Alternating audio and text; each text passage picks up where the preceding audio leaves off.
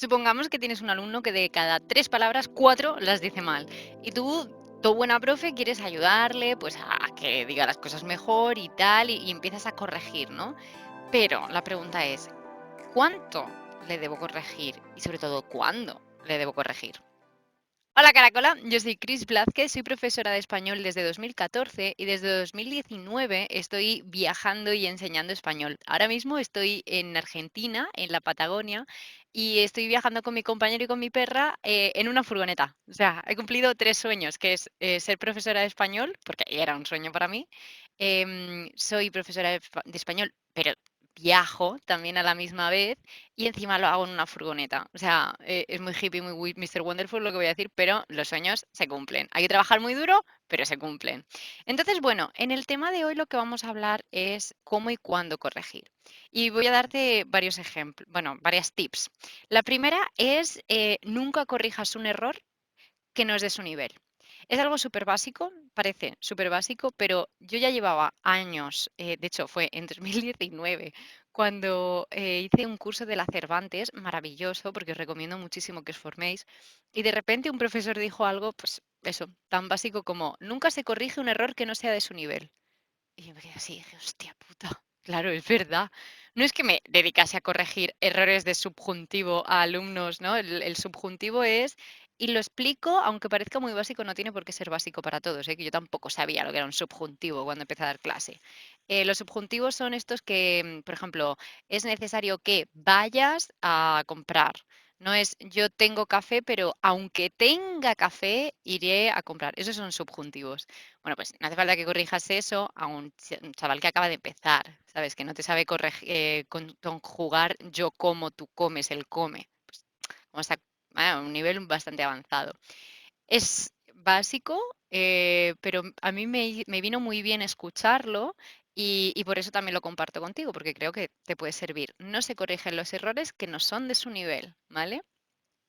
Luego, la segunda, esta es cosecha propia y la utilizo diariamente, no sé la de veces en clase la que lo utilizo, pero casi mejor que no. Es decir, el casi es 1000 veces mejor que el no, ¿sabes? Eso no se dice así. Entonces, aunque las palabras no tengan nada que ver, aunque de verdad suene totalmente distinto, nunca sabemos el procesamiento mental que hay detrás para que un alumno llegue a esa palabra y se le haya mezclado. Por ejemplo, quizás te está diciendo árbol cuando te quiere decir, me lo estoy inventando, silla. Y pues vete tú a saber en su idioma cómo es fonéticamente y a lo mejor cruza cables, ¿no? Bueno, pues aunque él quiera decir árbol y te dice silla, pues tú le dices, ¡ay, casi, casi, casi! Y no árbol no, silla, ta, y se lo dices, ¿vale? Y un casi, casi duele menos que un no. El no es como, no, no se dice así.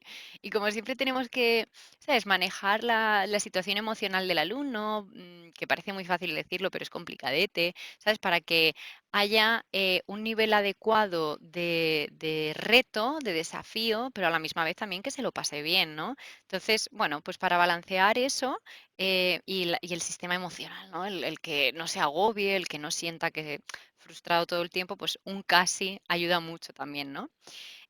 La tercera, premia más de lo que corrijas, ¿vale? Y esto me parece súper importante porque aunque los errores son súper necesarios, te pongo un ejemplo. Hace un par de clases, bueno, hace un par de días quería decir, mi profesora de ruso me corrigió que yo estaba siempre diciendo parruski, ¿ok? Y, o sea, es decir, hablo en ruso y luego decía soy de Rusia y yo lo decía mal y en vez de decir como en español es Rusia, yo decía Rusilla. Y ella me dijo, no, es rasilla. Perdón mi pronunciación si alguien sabe hablar ruso, ¿eh? Y ella me dijo, dice, eso de rusilla lo dices por el español, pero en realidad es rasilla. Y yo fue como, hostia, pues llevo, yo qué sé, un año diciendo rusilla y nadie me lo ha corregido y lo he dicho mucho. Entonces, los errores, corregir errores son súper necesarios. Los alumnos aprendemos, pero tampoco es estar todo el tiempo ahí, ta, ta, ta, ta, ¿sabes? Lo has hecho mal, lo has hecho mal. Está súper guay el animar al alumno y decir, jo, qué bien, mira qué bien lo has hecho esto. Pues, por ejemplo, si dice, estás con el tema de me gusta, pues mira, y dice, me gustan las canciones de Shakira. Pues tú, muy bien ese plural, fantástico, ¿sabes? Le haces una fiesta. En los deberes, cuando el alumno lo corrija también, em, hay que premiar. Yo lo hago muchísimo. Y en los deberes, cuando hacen algo bien, les pongo una carita. Por cierto, con Windows Punto, los que estáis viendo este video podcast, os lo voy a enseñar, pero vamos, con Windows, uy, Windows Punto, os sale en Google Docs o en cualquier otro lado, me parece, los iconos. Entonces, bueno, creo que es súper útil utilizar esas cositas para ayudar a los alumnos, ¿sabes?, a motivarse. También les digo mucho, ¡ole! ¿Qué nivel, Maribel? Les hago así con la mano en el hombro, como te sobra nivel, ¿sabes? Vas sobrado. Porque aunque quizás no entiendan, aunque yo sí les explico lo de qué nivel, Maribel, pero aunque no entiendan exactamente palabra por palabra qué significa, sí que entienden la entonación con la que tú se lo dices y el por qué tú se lo estás diciendo. Cuando ellos se marcan una, ¿no? Y les ha costado mucho, a lo mejor, quién sabe, utilizar el pasado, ¿no? Y por ejemplo, tú comiste, ¿no? Que además se tiende a ponerlas en la segunda persona, en el tú, se tiende a poner la S, porque en casi todas en los tiempos verbales se utiliza una S. Por ejemplo, tú comes, tú hablabas. Entonces, es un error muy común, incluso entre los nativos, decir tú comistes. Bueno, pues típico error también de los alumnos, pues cuando ellos cogen y dicen tú comiste, pues se lo premias y le dicen, madre mía, qué nivel Maribel. Y ellos saben cuando, ¿sabes? Cuando han puesto esfuerzo en encontrar esa palabra, en conjugarla, y si encima tú se lo dices y le premias más, ¿no? De lo que le corriges, pues la sensación de estoy haciendo las cosas bien, de estoy mejorando, ¿no? Es muchísimo mejor, ¿no? Del, joder, macho, si me enfoco solo en lo negativo, solo en las correcciones, tal, pues crea un ambiente mucho más positivo. Em, la siguiente, que me encanta, es la teoría del boli verde, que está relacionada un poco con lo que veníamos hablando. La teoría del boli verde yo la estudié en la universidad, yo estudié educación infantil, que es, pues eso, decirle a los alumnos lo que han hecho bien y ponérselo. Te comentaba antes que yo en los deberes lo hago mucho. Les pongo, pues con Windows Punto, pues le pongo un iconito, un corazoncito, un tal. Y cuando algo han hecho mal, se lo suelo poner, bueno, cuando estoy en Google Doc, arriba a la derecha, aquí tenemos la parte, lo estoy mostrando a los que lo estáis viendo, uy, aquí, en video podcast, en la parte del vídeo, pero pone o edición o sugerencias o visualización. Arriba a la derecha en el Google Doc hay un lápiz y si pinchamos sale edición, sugerencias o visualización. Cuando pulsamos en sugerencias, ahí podemos como corregir directamente y sale en color verde y eso me gusta mucho porque no es tan cañero como el rojo. Pero bueno, si estuviese corrigiendo en unos deberes de quizás en una libreta o porque como son clases online, online quizás os pasan fotos de sus textos escritos, pues les corregiría con un color así violetita, poniéndole corazoncitos en las cosas que han hecho bien, marcándole lo que han hecho bien, porque, anima un montón.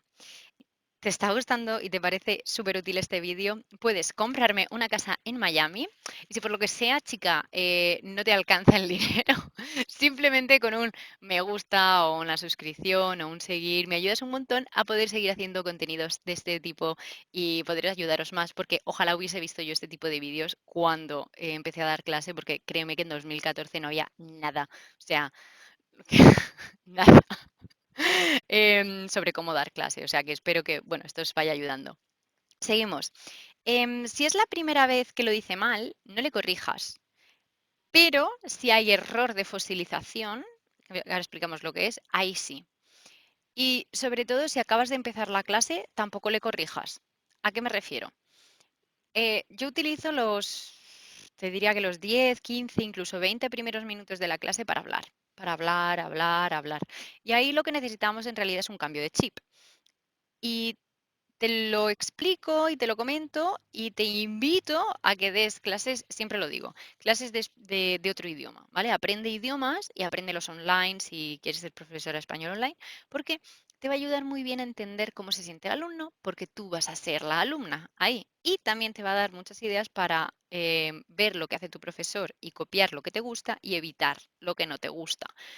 Entonces, cuando yo doy clases de otros idiomas y, ¿sabes? Intento ahí contarle con todo mi esfuerzo y además yo hablo bastantes idiomas, pero soy súper paqueta aprendiéndolos, de verdad soy malísima. Y para aprender palabras necesito hacer unas reglas mnemotécnicas que la gente que, ¿sabes? Habla a lo mejor dos idiomas, pero ¿sabes? Tiene más memoria que yo, dice, hija mía, todo eso necesitas hacer para recordar. Sí, o sea, yo soy malísima aprendiendo idiomas, de verdad. Lo que pasa es que me gustan mucho. Entonces, bueno, cuando yo estoy ahí, ¿sabes? Súper struggling y con un esfuerzo que me cae la gota del sudor en la cara y yo estoy ahí intentando y de repente la profesora empieza a corregirme y empieza a corregirme y no me deja ni decir la frase entera. Es como, a ver, primero déjame que te cuente mi día y ya más adelante cuando entremos en materia empiezas a corregirme, pero no, tía, que es que estoy empezando la clase, no empieces la clase a fuego. Y yo eso, por eso os digo que hay que aprender idiomas porque ese error yo lo cometía. ¿Sabes? Que queriendo ayudar a mi alumno, porque al final luego los profes no tenemos mala intención, jolín, no queremos hacerle sufrir al alumno, no queremos, al contrario, queremos ser lo más profesionales posibles, lo mejor. Pero de repente un día, pues eso, me di cuenta que una cosa es ser profesional y no quita que dentro de la profesionalidad, ¿no? Del ser profesional, aunque fíjate que los que estáis viendo el vídeo, yo estoy yo así doy mis clases, ¿eh? O sea, en la furgoneta, con la cortina naranja que no pega absolutamente nada, con el am, papel albal este que tengo para tapar el calor. Pero bueno, una cosa no quita la otra, ¿no? Puede ser informal, pero muy profesional. Y la profesionalidad no era solo corregir todo el tiempo, que va al contrario, es también tener en cuenta los sentimientos y las emociones del alumno. Y si estás ahí constantemente corrigiéndole. Entonces, por eso te digo, yo te recomendaría que nada más empezar la clase, dejes al alumno hablar. Ya está. Y déjale que cambie el chip poco a poco y ya más adelante empieces a corregirle. A no ser, especialmente, ¿no? Si es la primera vez que dice ese error. O sea, es como, porque a lo mejor se la ha colado, ¿no? Tipo, sí, porque ayer vino mi amiga Francisca a verme a casa, y yo callá, yo lo pienso y digo, es vino, pero yo no digo nada. Y también vino Juan y no sé quién, y dices tú, ah, ya está, se la ha colado. Acaba de cambiar el chip porque está cambiando, o sea, estamos empezando la clase, pues no pasa nada. Pero el primer error no lo corrijo, porque si no, qué agobio, ¿no? Déjame que me meta poco a poco. Em, vale, seguimos. Hemos dicho que no corrijas un error que no es de su nivel. Hemos dicho también que el casi es mejor que el no. Hemos comentado también que hay que premiar más de lo que se corrige. Hemos hablado de la teoría del boli verde, que es ese, básicamente premiar, decir las cosas que han hecho bien y también apuntar lo que han hecho mal, porque de los errores se aprende. Eso también era una canción de Shakira. Los errores se aprenden. No me acuerdo. Si es la primera vez que lo dice mal, no le corrijas. Y si te mira pidiendo, ya vamos con la número 6, siguiendo este tema de cómo y cuándo corregir, si te mira pidiendo ayuda, invítale a que lo intente primero, ¿vale? Y dale la confianza para decir, bueno, si te equivocas yo te ayudo, pero esfuérzate. ¿Por qué? ¿Por qué digo esto? Porque hay alumnos que digamos que trabajan más y hay alumnos que trabajan menos. Y los dos alumnos son maravillosos. Lo que pasa que, bueno, hay gente que ante un problema busca una solución. Y hay gente que el problema busca la solución como más en sí misma y otra gente que es igual de válido, busca la solución con ayuda externa. ¿Vale? Hay gente que pide menos ayuda en la vida y hay gente que pide más ayuda a otras personas. Eso no es malo, es característico de las personas. Entonces, en base a eso, yo tengo alumnos, pues eso, que en el momento en que les cuesta un poquitito decir la palabra, que mezclan a lo mejor consonantes o vocales, pues tipo, quiere decir, imagínate, la palabra escuchar, y solo le sale schuk, schuk, y ya te miran como, pero dame la palabra, ¿no? Schuk, schuk, schuk, schuk, y tú te quedas así y dices, no, le invitas con la mano en plan, tú intenta. Y si lo dices mal, yo te corrijo, pero tú inténtalo. ¿Por qué? Porque el camino, digamos, cerebral o neuronal que tiene que hacer un alumno desde que quiere una palabra hasta que encuentra la palabra es un camino que cuantas más veces joder, perdón, que cuantas más veces recorra ese camino desde, yo quiero decir a nivel conceptual, to listen, y la palabra en español es no recuerdo cuál, ¿vale? Entonces tengo que buscarla y tengo que ir, es como un edificio y tiene que ir a la planta tal, buscar, abrir la puerta, ver en qué habitación estaba, tiene que ir buscándola. Entonces, cuantas más veces vaya él solo y sin ayuda de que alguien le diga dónde está la palabra o cómo es, en este caso, va a ir más rápido, cada vez va a saber dónde está y va a ir directamente, directamente. El camino se lo ha aprendido, entonces va a ir más rápido. Por eso es bueno obligarles a ellos también a que se esfuercen, porque si ese camino lo hacen solos, van a prestar más atención y van a conseguir recordar antes la palabra, ¿vale? Y con eso, como con cualquier estructura. Y sobre todo también porque no es malo equivocarse, ¿vale? Ese problema yo lo tenía mucho, no sé si vosotros escribímelo en los comentarios, pero yo este problema lo tenía mucho con, sobre todo con los alumnos chinos, de los que venían literalmente de China. Jolines, y les traducían todo el tiempo en Translator, en Google Translator, y yo les invitaba, digo, no te preocupes, aunque te equivoques, muchacho, no pasa nada, de verdad, el error es parte del aprendizaje, ¿no? Jolines, y les costaba mucho.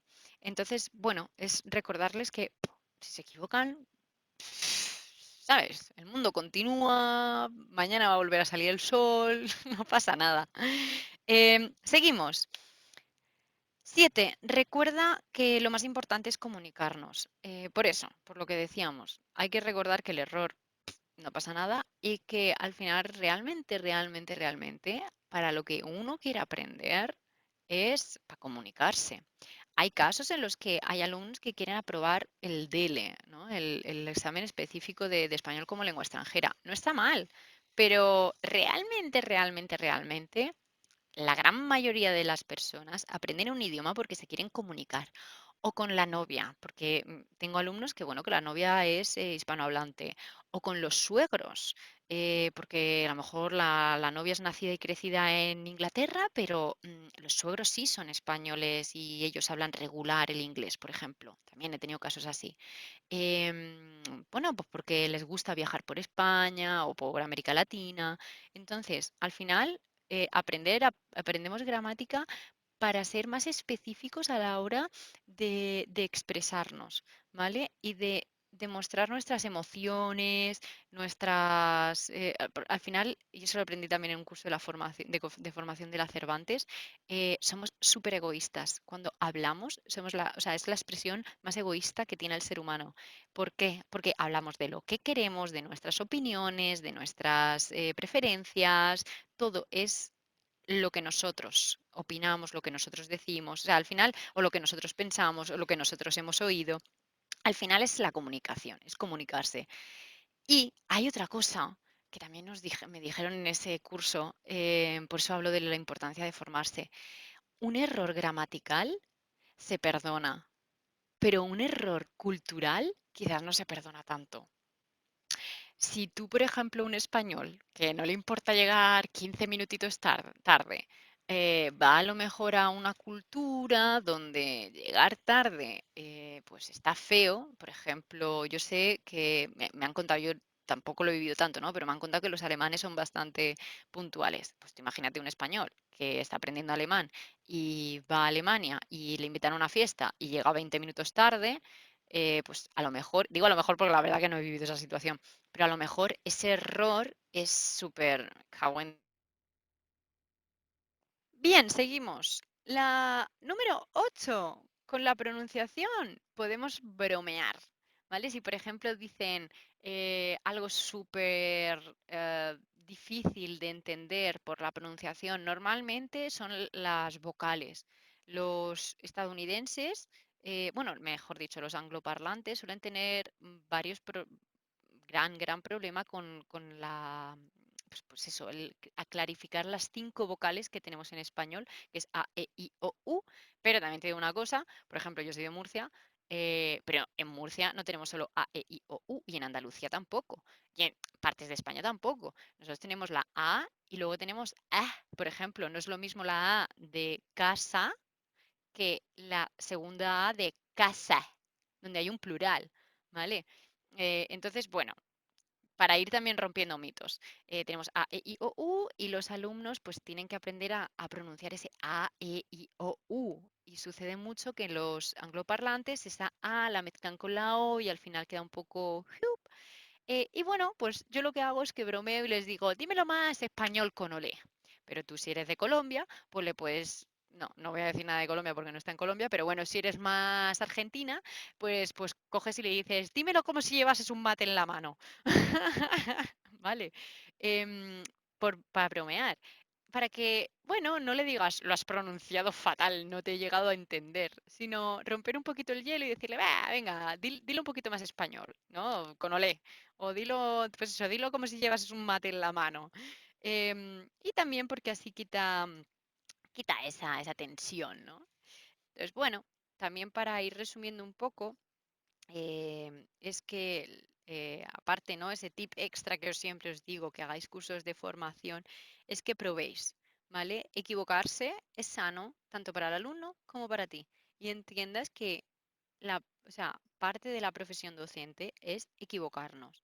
Y parte de la profesión docente es hacer las cosas mal para luego hacer las cosas bien, ¿vale? Entonces, tú prueba y intenta corregir menos, pero si ves que ese error se puede fosilizar, es decir, si ves que ese error puede permanecer en el tiempo, bueno, ahí corrígele de vez en cuando y dile, ay, recuerda que esto es así, pero intentar corregir, creo yo, lo menos posible en un discurso. ¿Vale? Porque le rompemos toda la dinámica. Es muy difícil estar pensando en el vocabulario, en el verbo que tengo que utilizar, en el tiempo verbal que lo tengo que utilizar, si concuerda o no con género, si concuerda o no en número. Son muchas cosas que tengo que ir pensando como para que me vayas corrigiendo todo el rato. ¿Vale? Entonces, consejo súper top. Fórmate y consejo súper top, aprende idiomas para que veas lo que los alumnos sienten, ¿vale? Y bueno, ya está, como os decía, podéis comprarme una casa en Miami, jamás me voy a oponer a eso, pero si por lo que sea no te alcanza, bueno, pues compartiendo con otros profes si este vídeo este vídeo podcast te ha sido útil, pues también me es también útil a mí y podemos hacer que estas correcciones pues salgan más. Si tienes más ideas, por favor, comparte aquí abajo y ya está, nos vemos en el próximo vídeo podcast. Un besito, corazones. Chao.